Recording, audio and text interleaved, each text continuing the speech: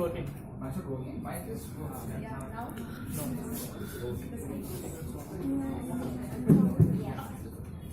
Sugar. So, I've come up with this topic.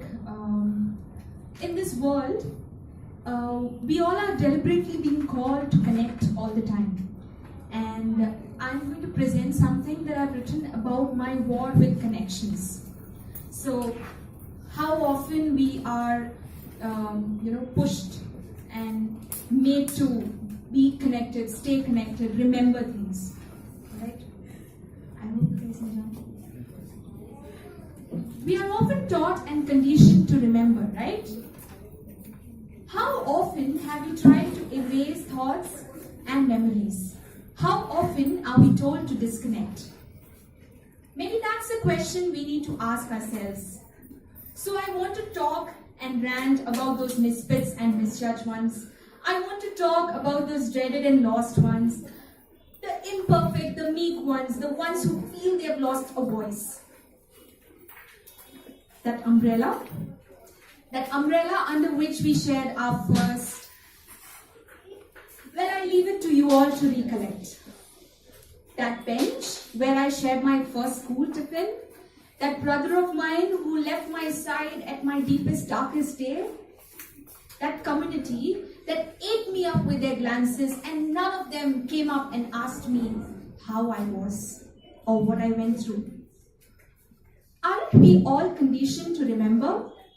To remember the countless sacrifices people do, to remember the people who are dear in our lives, to remember addresses, to remember people, to remember lockets, souvenirs, presents, memories.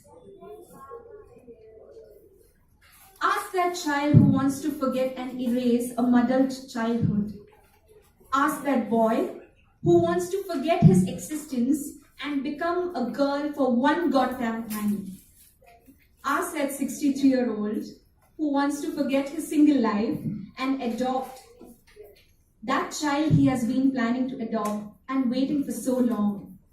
Ask that girl who wants to forget the scars of her past with some really distorted men and embrace the goddess that she is.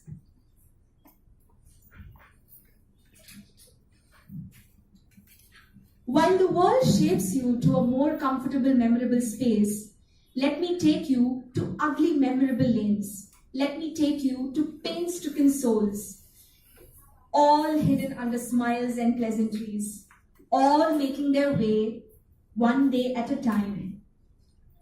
Did I just forget where I came from? Did I just forget where I'm going to? Well, that doesn't matter. What matters is you also learn to forego those thoughts, those people, and most importantly, those memories.